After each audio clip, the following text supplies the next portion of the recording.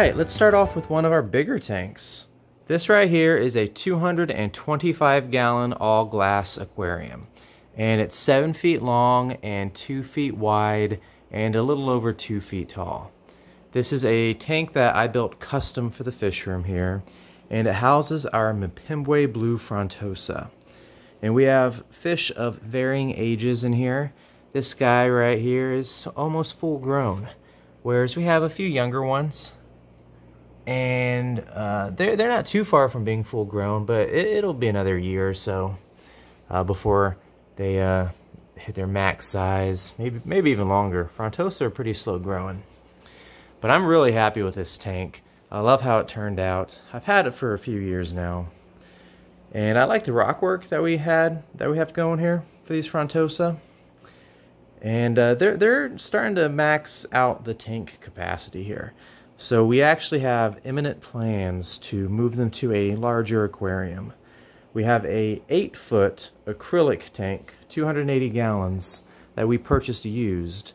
And it's a good tank, so we're going to get that down here, swap it out for this 7-footer, and I think these Frontosa will really value the extra space. And I just love these fish. The blues with the black stripes. You know, I'm not a huge fan of fish with nuchal humps. That's those bumps on the head. Some people love them. I'm actually not a huge fan. So for me, I still love the Frontosa sort of in spite of that feature. But for some people, that's one of the key aspects that they love about the fish. But to each their own. All right, let's move on. We got a lot of tanks to cover. This is the newest addition to the fish room. This is a 200-gallon cube tank. This aquarium is 3 feet by 3 feet, and here's the kicker, by 3 feet. This tank is 3 feet tall. Now that is a tall aquarium for anyone unfamiliar with tank dimensions.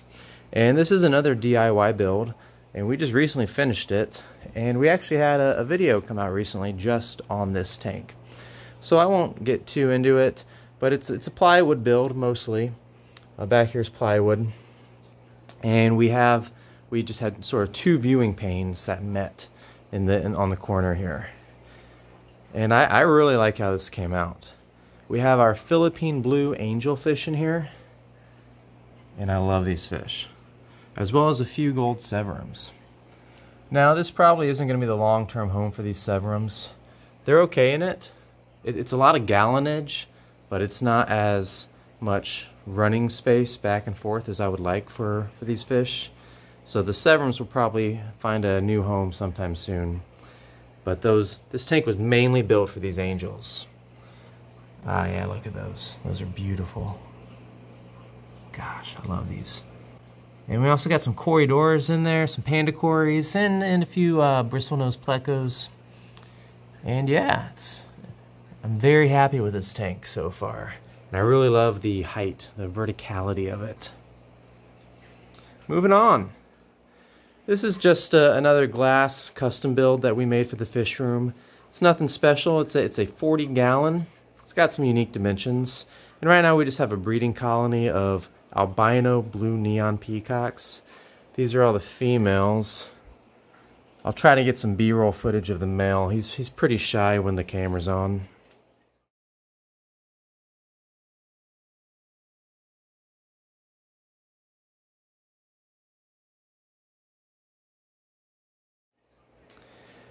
Yeah, it's a good tank. Alright, let's move on to one of the star tanks of the fish room. And that is our 575 gallon Malawian Cichlid tank. And this tank is a beast. It's another plywood aquarium that we built for the fish room. It is 9 feet long by 4 feet front to back by a little over 2.5 feet tall. And it has a lot of big fish in here. Now they may not look big when you see them in this footage, but they're big fish in a big tank.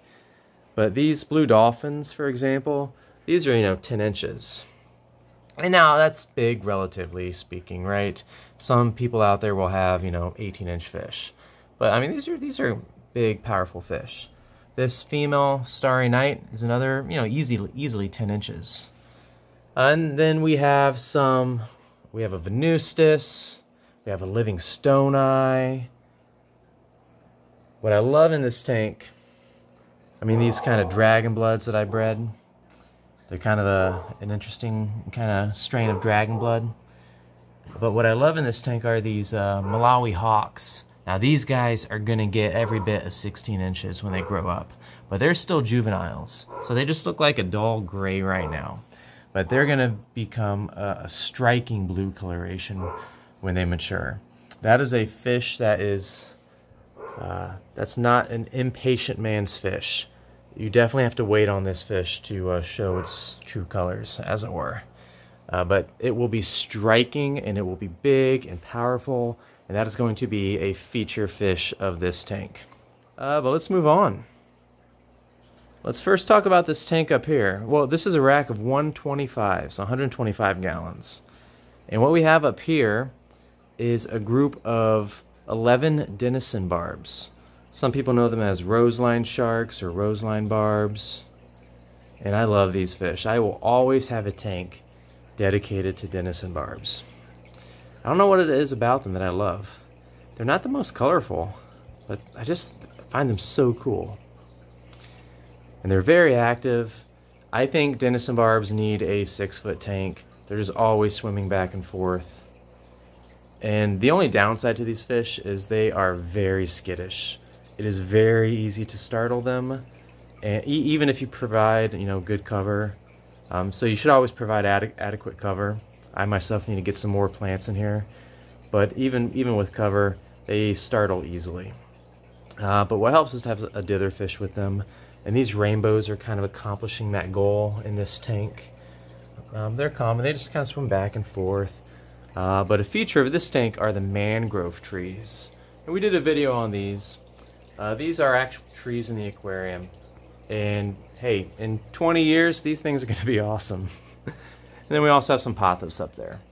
But moving to the 125 down below, these fish can be a little skittish. I might get some B-roll, and oh wait, they're coming out. I love these fish. These are probably, maybe not the rarest fish I have in the fish room, but they're up there. And these are Mylochromis anaphermis.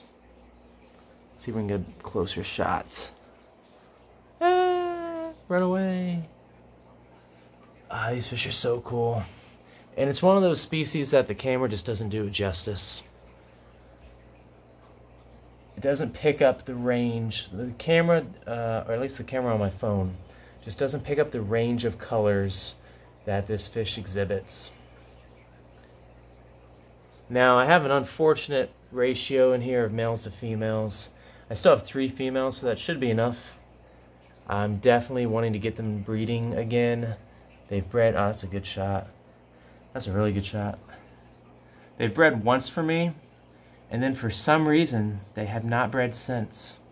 And I need them to breed again, because I actually gave away that breed, that spawn,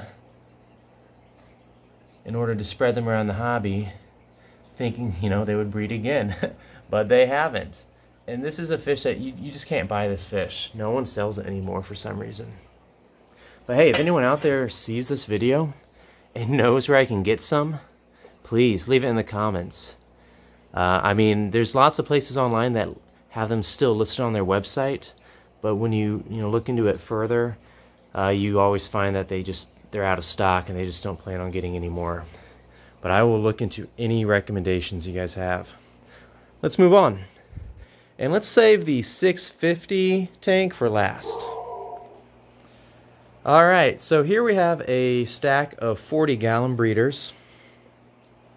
And up top, we're using it for its namesake. We are using it as a breeding tank.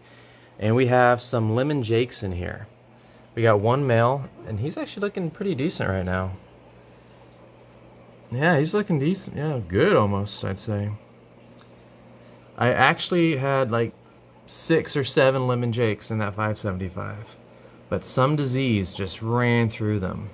And it only affected 2 species in that tank. But it just knocked out my lemon jakes. So I got this one male left. with 2 females in here. And there's actually a couple other Alonacara females in here just to help with the aggression levels. But I can tell them apart because of the shape of the head. So that's a lemon jake female, and that's a different species female. So I will only pull the spawns of the lemon jake females. But yeah, we're just trying to get more of these fish, leave them in here for a little bit, and see if they do their thing. Now down below, this is a treat. These are the fish that I'm most excited about in the hobby right now. And if the Mylochromis anaphermis aren't my rarest fish, then these are. And these are Madagascan cichlids. And they're very young right now. They're very small for Madagascan cichlids. But these guys are awesome, and they're so hard to come by. It's very hard to find them, very hard. And there's actually 3 species in here. We have Paratroplus minorambo, the pinstripe damba. They get big, they get beautiful. We also have the Paratroplus kieneri, the calico damba. Not as big, not as beautiful, but they're cool. I like them.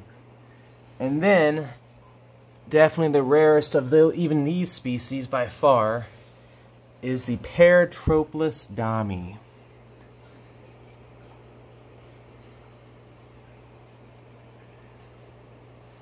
So long term, and there's a couple other fish species in here just for tank space sake, but they'll get separated out soon enough. Long term, these fish are actually going to get a dedicated tank, bigger than probably the biggest tank we'll have. We have a corner of the fish room that is unused, and we're going to build these guys a 750-gallon aquarium. And we'll have that recorded on the channel. It's going to be a long-term project, but we'll share that with you guys. But that covers part 1 of the tour. There's just too many tanks down here to show you all in one video. That would just be too long. But next time we'll start off by looking at this rack of 125 gallons. And next video we'll also have our 650 gallon that has our 34-inch fire eel. I hope you check it out, and I hope you enjoyed today's video. If you did, be sure to hit that like button, maybe subscribe, all that good stuff. But if not, even just watching really helps. I appreciate you guys checking out the channel, and let me know if there's anything else we can do around here to make the content more enjoyable for you. Take it easy, guys. I'll see you next time.